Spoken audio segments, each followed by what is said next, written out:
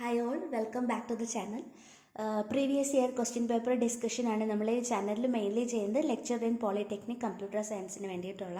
ഇന്ന് നമ്മൾ ഡിസ്കസ് ചെയ്യാൻ പോകുന്ന ക്വസ്റ്റ്യൻ്റെ കാറ്റഗറി കോഡ് 145/2015 ആണ്. പ്രോഗ്രാമർ ആയിരുന്നു അന്ന് കേരള PSC ചോദിച്ചിട്ടുള്ള ഡെസിഗ്നേഷൻ എന്ന് പറയുന്നത്. ബിടെക് ലെവൽ എക്സാം തന്നെയാണ്, അതുകൊണ്ടാണ് ഈ ക്വസ്റ്റ്യൻസ് നമ്മൾ പോകുന്നത്. കാര്യം നമുക്കിവിടെ ലെക്ചർ ഇൻ പോളിക്ക് വേണ്ടതും ബിടെക് ലെവലാണല്ലോ. സോ ഇന്നത്തെ ഫസ്റ്റ് ക്വസ്റ്റ്യനിലോട്ട് പോവാം. മെയിൻലി ഇന്ന് നമ്മുടെ ഡേറ്റാബേസ് റിലേറ്റഡ് ആയിട്ടുള്ള കുറച്ച് ക്വസ്റ്റ്യൻസാണ് ഡിസ്കസ് ചെയ്യുന്നത്. ഓക്കെ, ഇപ്പോൾ ഫസ്റ്റ് ക്വസ്റ്റ്യൻ ഇതാണ്: which one of the following key is called the minimal super key? അപ്പോൾ മിനിമൽ സൂപ്പർ കീ എന്ന് പറയുമ്പോൾ തന്നെ നമുക്കറിയാം അതേതാണ്, കാൻഡിഡേറ്റ് കീ ആണെന്നറിയാം. Options candidate key, super key, primary key, none of these ഒക്കെ തന്നിട്ടുണ്ട്. അപ്പം ഏതൊക്കെയാണ് മിനിമൽ സൂപ്പർ കീ എന്ന് വെച്ച് കഴിഞ്ഞാൽ നമുക്കറിയാം ഏതാണ് കാൻഡിഡേറ്റ് കീ ആണെന്നറിയാം. അപ്പോൾ ഈ ഇതിൻ്റെ തിയറി പോർഷൻസ് നമ്മൾ ഡീറ്റെയിൽഡ് ആയിട്ട് പ്രീവിയസ് വീഡിയോസിലെല്ലാം ചെയ്തിട്ടുണ്ട്. അതുകൊണ്ടാണ് ഞാൻ ആൻസേഴ്സ് മാത്രം എടുത്ത് പറഞ്ഞു പോകുന്നത് കേട്ടോ. നിങ്ങൾക്ക് ഡൗട്ട്സ് ഉണ്ടെന്നുണ്ടെങ്കിൽ പ്രീവിയസ് വീഡിയോസ് ഒന്ന് കണ്ടോളൂ. അടുത്ത ക്വസ്റ്റ്യൻ ഇതാണ്: relation schema R is in dash if whenever A non trivial functional dependency X implies A hold in R then X is the super key of R. Option A 3NF, option B BCNF, option C 4NF, option D 5NF തന്നിട്ടുണ്ട്. അപ്പം ഇവിടെ X implies A ആണ് functional dependency. അവിടെ X super key ആണെങ്കിൽ അതിൻ്റെ ഏത് normal ഫോമിലാണെന്നാണ്. അപ്പോൾ നമ്മളിത് ഓൾറെഡി നോർമലൈസേഷനിലുള്ള വീഡിയോയിൽ പഠിച്ചിരുന്നു. എക്സ് സൂപ്പർ കീ ആണ്, അത് ആ ഒരു കണ്ടീഷൻ മാത്രമേ പറയുന്നുള്ളെങ്കിൽ അത് BCNF ആയിരിക്കും നമുക്കറിയാം. ഇനി either X is a super key or A is a prime attribute എന്ന് പറഞ്ഞിരുന്നെങ്കിൽ അത് 3NF ആകുമായിരുന്നു. അപ്പോൾ ഇവിടെ എക്സിൻ്റെ കണ്ടീഷൻ മാത്രമാണ് ഇവർ പറയുന്നത്. സോ ഇതൊരു BCNF നോർമൽ ഫോമാണ്. ഓക്കെ, ദെൻ അടുത്ത ക്വസ്റ്റ്യൻ ഇതാണ്: the maximum number of relationship instances that an entity can participate in can be specified by degree, cardinality ratio, participation constraint, dependency constraint. ഇതാണ് ഓപ്ഷൻസ് ആയിട്ട് തന്നിട്ടുള്ളത്.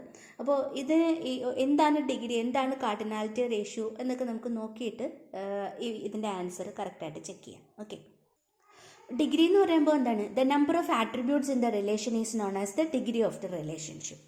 ഇവിടെ ഒരു ടേബിളിൽ അല്ലെങ്കിൽ ഒരു റിലേഷനിൽ എത്ര ആട്രിബ്യൂട്ട് അല്ലെങ്കിൽ എത്ര കോളമാണ് തന്നിരിക്കുന്നത് അതിൻ്റെ എണ്ണം നോക്കിക്കഴിഞ്ഞാൽ നമുക്ക് അതിൻ്റെ ഡിഗ്രി കിട്ടും. അപ്പോൾ ഡിഗ്രി എന്ന് പറഞ്ഞു കഴിഞ്ഞാൽ ഇനി ആരും മറന്നു പോകണ്ട, ഡിഗ്രി എന്താണ്? നമ്പർ ഓഫ് ആട്രിബ്യൂട്ട്സ് ആണ്. ഫോർ എക്സാമ്പിൾ ഇവിടെ ഒരു സ്റ്റുഡൻറ്റ് ടേബിള്, ഒരു സ്റ്റുഡൻറ്റ് റിലേഷൻ തന്നിട്ടുണ്ട്. അവിടെ ഞാനിപ്പോൾ ഒരു 5 ആട്രിബ്യൂട്ട്സ് ആണ് എഴുതിയിട്ടുള്ളത്. Roll number, name, address, phone, age എന്ന് പറഞ്ഞിട്ട് ആട്രിബ്യൂട്ട്സ് എഴുതിയിട്ടുണ്ട്. സോ അപ്പോൾ ഇവിടുത്തെ ഡിഗ്രി എത്രയായിരിക്കും? ഇത് എണ്ണി നോക്കുക, എത്ര എണ്ണാണ്? 5. അപ്പോൾ ഡിഗ്രി എന്ന് പറഞ്ഞാൽ നമ്പർ ഓഫ് ആട്രിബ്യൂട്ട്സ് ആണ് ഡിഗ്രി. ഓക്കെ, അപ്പോൾ നമ്മൾ ഈ കൺസെപ്റ്റ് മാത്രം നല്ലതായിട്ട് മനസ്സിൽ പതിഞ്ഞിരുന്നാൽ മതി കേട്ടോ. നമുക്ക് ആൻസേഴ്സ് കണ്ടുപിടിക്കാൻ ഈസി ആയിരിക്കും. ഇനി അടുത്ത നമുക്ക് കാർഡിനാലിറ്റി എന്താണെന്ന് നോക്കാം. കാർഡിനാലിറ്റി എന്ന് പറഞ്ഞു കഴിഞ്ഞാൽ നമ്മുടെ റിലേഷനിലുള്ള ടപ്പിൾസിൻ്റെ എണ്ണമാണ്. ടപ്പിൾസ് എന്ന് പറഞ്ഞാൽ നമ്മുടെ റോ ആണ്. റോ ഓക്കെ, ഒരു ടേബിളിൽ എത്ര റോസ് ഉണ്ട് എന്ന് എണ്ണി നോക്കിക്കഴിഞ്ഞാൽ നമുക്ക് എന്ത് കിട്ടും? കാർഡിനാലിറ്റി കിട്ടും. ഓക്കെ, അപ്പം നമ്പർ ഓഫ് ടപ്പിൾസ് ആണെങ്കിൽ നമുക്ക് കിട്ടുന്നത് കാർഡിനാലിറ്റി ആയിരിക്കും. ഒരു എക്സാമ്പിൾ ഞാൻ ജസ്റ്റ് ഇവിടെ ഒന്ന് എഴുതിയിട്ടുണ്ട്. ഒരു സ്റ്റുഡൻറ്റ് ടേബിൾ തന്നിട്ടുണ്ട്. ആ സ്റ്റുഡൻറ്റ് ടേബിളിൽ ഞാനിപ്പം എത്ര റോസ് എഴുതിയിട്ടുള്ളതെന്ന് നോക്കിയേ. 4 റോ ആണുള്ളത്, അല്ലെങ്കിൽ 4 ടപ്പിളാണുള്ളത്. ടപ്പിളും റോയും സെയിം തന്നെയാണ്. ഓക്കെ, അപ്പം 4 റോ അല്ലെങ്കിൽ ടപ്പിളുണ്ട്. അപ്പോൾ ഇവിടുത്തെ കാർഡിനാലിറ്റി എന്ന് പറയുന്നത് എത്രയായിരിക്കും? 4 ആയിരിക്കും. ഓക്കെ, ഇവിടുത്തെ ഡിഗ്രി എന്ന് പറഞ്ഞു കഴിഞ്ഞാൽ എന്തായിരിക്കും? അവിടുത്തെ ആട്രിബ്യൂട്ട്സിൻ്റെ എണ്ണമാണ്. ആട്രിബ്യൂട്ടിൻ്റെ എണ്ണം എത്രയാണ്?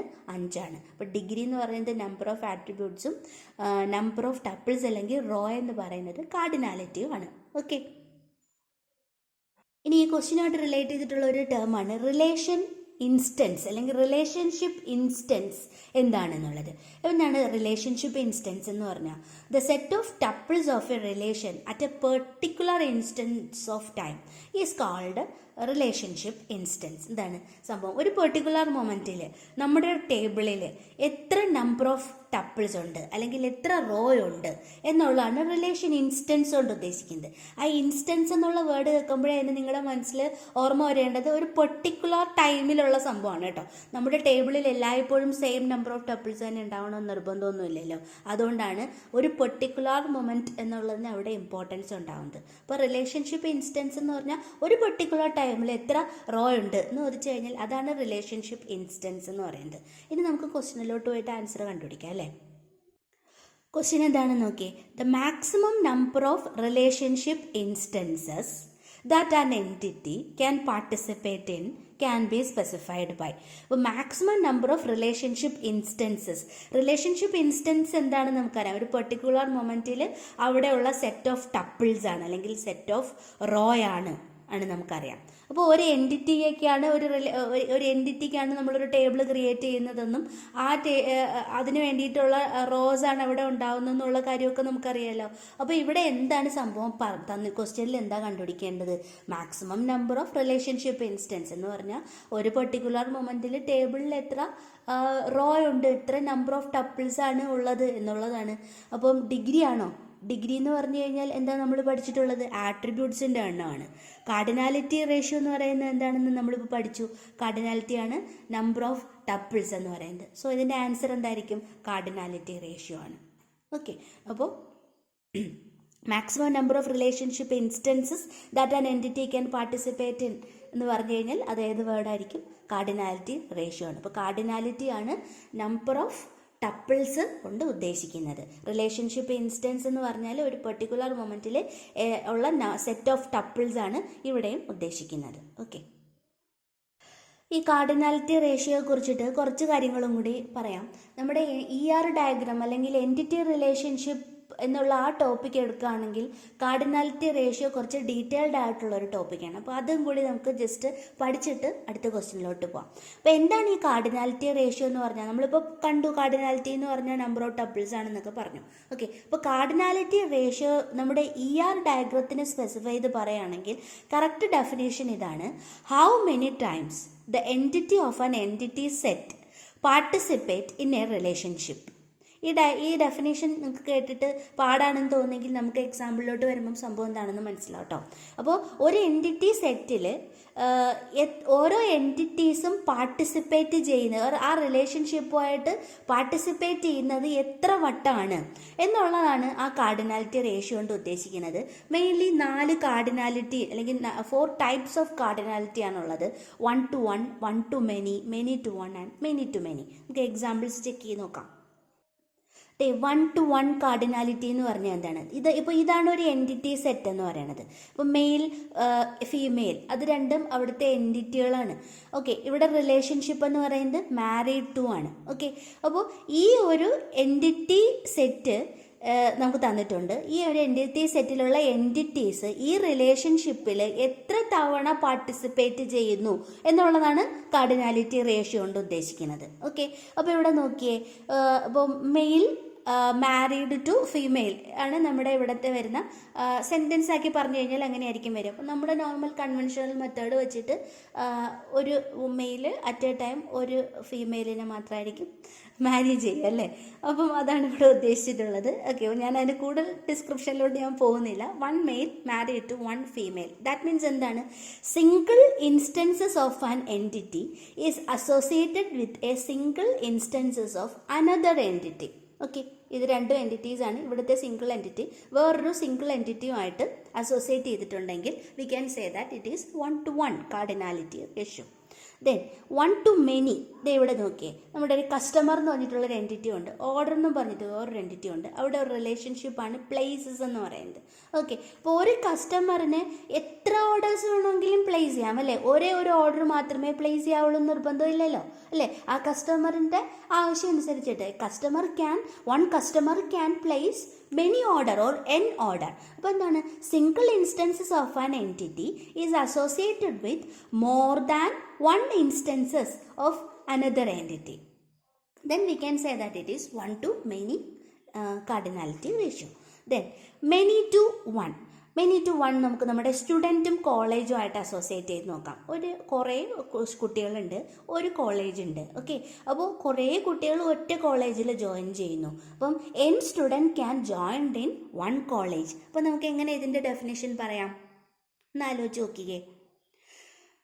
Multiple instances of an entity is associated with single instances of another entity. Then we can say that it is many to 1 cardinality ratio. Okay. Then അടുത്തത് ലാസ്റ്റാണ് നമ്മുടെ മെനി ടു മെനി എന്നുള്ളത്. ഓക്കെ, അപ്പം ഒരു സ്റ്റുഡൻറ്റിന് തന്നെ ഒരുപാട് കോഴ്സുകൾ അപ്പിയർ ചെയ്യാനായിട്ട് പറ്റും. അതുപോലെ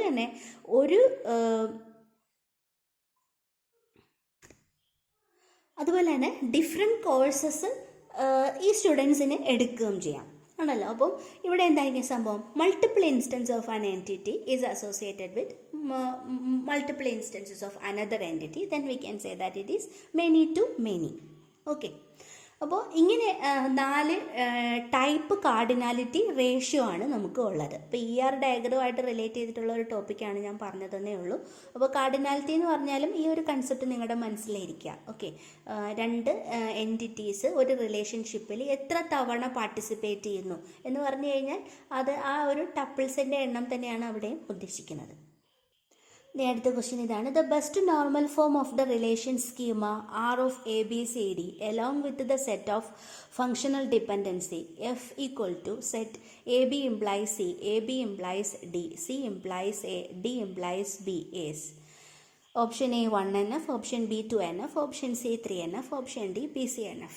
ഓക്കെ, അപ്പോൾ ഇങ്ങനെയുള്ള ക്വസ്റ്റ്യൻസ് നമുക്കറിയാം നോർമൽ ഫോം കണ്ടുപിടിക്കാൻ വേണ്ടിയിട്ടുള്ള ക്വസ്റ്റ്യൻ ആണെന്നും ഇതെങ്ങനെയാണ് കണ്ടുപിടിക്കുന്നതെന്ന് നമ്മൾ ഡീറ്റെയിൽഡ് ആയിട്ട് തന്നെ ചെക്ക് ചെയ്തിട്ടുണ്ട്.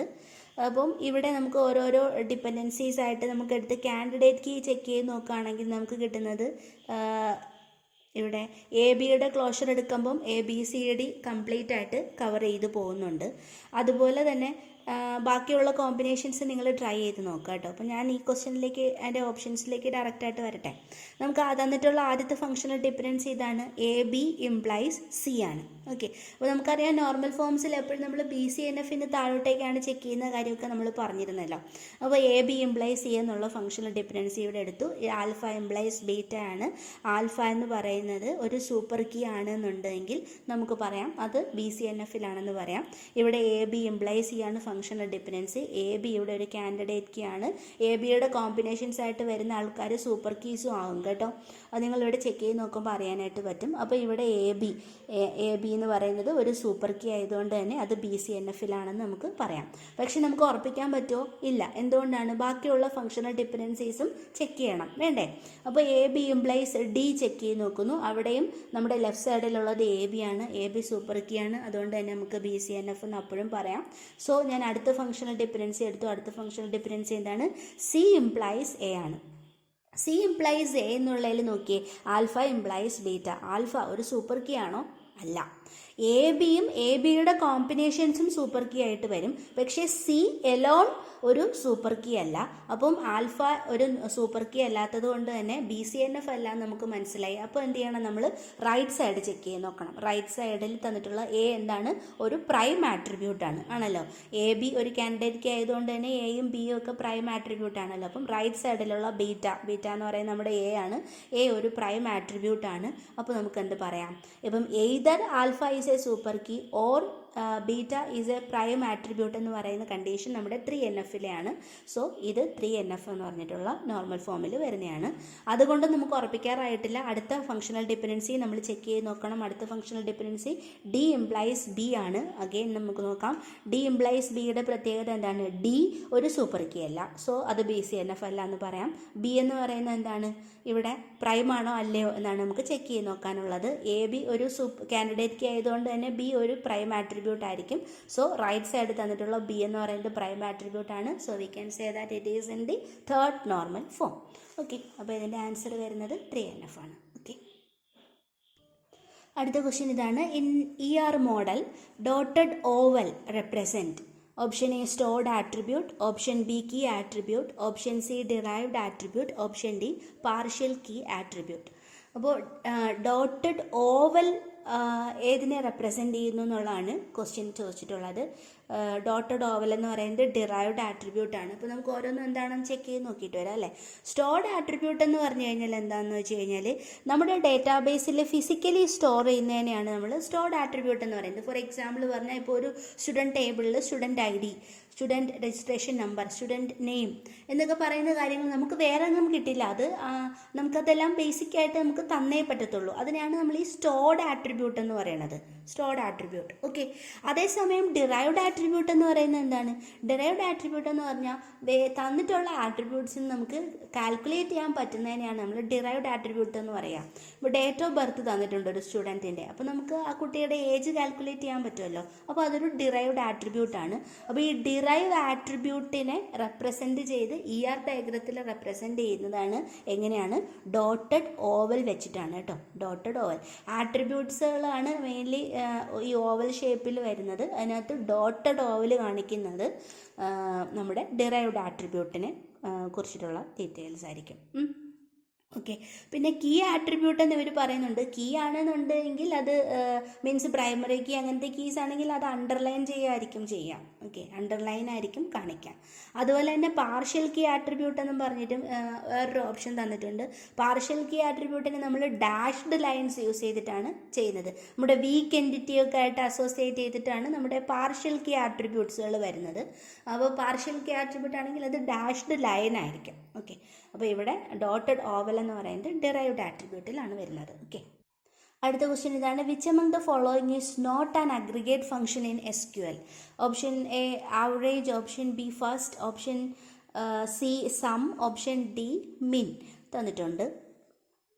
അപ്പോൾ അഗ്രിഗേറ്റ് ഫങ്ഷൻസ് ഏതൊക്കെയാണെന്നാണ് മെയിൻലി നമ്മൾ അറിഞ്ഞിരിക്കേണ്ടത്. അഗ്രിഗേറ്റ് ഫംഗ്ഷൻ എന്ന് പറയുന്നത് നമ്മുടെ മിൻ, മാക്സ്, സം, കൗണ്ട്, ആവറേജ് അതൊക്കെ അഗ്രിഗേറ്റ് ഫംഗ്ഷനാണ്. അത് സാധാരണ എല്ലാവർക്കും എളുപ്പം അറിയാൻ പറ്റുന്ന ഒരു സംഭവമാണ് കേട്ടോ അഗ്രിഗേറ്റ് ഫംഗ്ഷൻസ്. അപ്പോൾ ഇവിടെ ഫസ്റ്റ് എന്ന് പറയുന്നത് ഒരു അഗ്രിഗേറ്റ് ഫംഗ്ഷൻ അല്ല. അപ്പോൾ ഓപ്ഷൻ ബി ആയിരിക്കും കറക്റ്റായിട്ട് വരുന്നത്. അപ്പോൾ അഗ്രിഗേറ്റ് ഫംഗ്ഷൻ അല്ലാത്ത ഏതെന്നാണ് ചോദിച്ചിട്ടുള്ളത്. സോ ഫസ്റ്റ് ആണ്. മിനിമം, മാക്സിമം, സമ്മും ആവറേജും കൗണ്ടും ഒക്കെ നമ്മുടെ അഗ്രിഗേറ്റ് ഫംഗ്ഷൻസ് ആണ്. ഓക്കെ. അടുത്ത ക്വസ്റ്റ്യൻ ഇതാണ്. Write locks are known as exclusive lock, shared lock, binary lock, none of these. അപ്പോൾ റൈറ്റ് ലോഗ്സിനെ എന്തെന്നും കൂടി അറിയപ്പെടുന്നു. ശരിക്കും പറഞ്ഞാൽ write locks are also known as എന്നായിരുന്നു ക്വസ്റ്റ്യൻ വരേണ്ടത്. Okay. Write locks are also known as ഏത് ടൈപ്പ് ലോക്കാണെന്നാണ്. അപ്പോൾ നമുക്കറിയാമല്ലോ റൈറ്റ് ലോക്കിൻ്റെ പ്രത്യേകത എന്താണ്? ഒരു ഡേറ്റ ഐറ്റത്തിനെ ഒരു ട്രാൻസാക്ഷൻ റൈറ്റ് ലോക്ക് ചെയ്ത് കഴിഞ്ഞാൽ വേറെ ഫർദർ ആൾക്കാർക്ക് ആർക്കും അതിനെ ആക്സസ് ചെയ്യാൻ പറ്റത്തില്ല.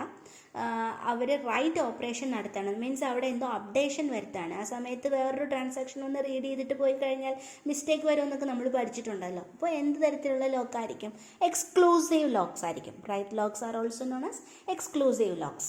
ഷെയർഡ് ലോക്സ് എന്ന് പറയുന്നത് നമ്മുടെ റീഡ് ലോക്കിനെയാണ് മെയിൻലി ഷെയർഡ് ലോക്സ് എന്ന് പറയുന്നത്. അപ്പോൾ ഒരു ട്രാൻസാക്ഷൻ ഡേറ്റ ഐറ്റത്തിനെ റീഡ് ചെയ്യുന്നു, അതേസമയം വേറൊരു ട്രാൻസാക്ഷൻ അതേ ഐറ്റത്തിനെ റീഡ് ചെയ്തു എന്ന് എഴുതി പ്രശ്നമൊന്നും വരാനില്ല. അവിടെ മോഡിഫിക്കേഷൻ ഒന്നും ഇല്ലാത്തതുകൊണ്ട് തന്നെ പ്രോബ്ലം ഒന്നുമില്ല. സോ റീഡ് എന്ന് പറയുന്നത് ഒരു ഷെയർഡ് ലോക്കാണ്, നോ പ്രോബ്ലം. പിന്നെ ഉള്ളത് ബൈനറി ലോക്സ് ആണ്. ഈ ബൈനറി ലോക്സ് എന്ന് പറഞ്ഞു കഴിഞ്ഞാൽ നമ്മുടെ ബൈനറി എന്ന് പറഞ്ഞാൽ 0, 1 ആണല്ലോ. അപ്പം മെയിൻലി 2 സ്റ്റേറ്റ്സിൽ അപ്പിയർ ചെയ്യുന്ന ലോക്കാണ് ബൈനറി ലോക്ക് എന്ന് പറയുന്നത്. either it is locked or unlocked എന്നുള്ള ഒരു അവസ്ഥയെ കാണിക്കാൻ വേണ്ടിയിട്ടാണ് ബൈനറി ലോക്ക് ഉദ്ദേശിക്കുന്നത്. അപ്പോൾ write locks are also known as exclusive lock. Okay. അടുത്ത ക്വസ്റ്റ്യൻ ഇതാണ്. Which among the following is not a transaction control language command? TCL command ഇതിനകത്ത് തന്നിട്ടില്ലാത്തത് ഏതാണെന്നാണ് ചോദ്യം. Option A end, option B commit, option C roll back, option D grand.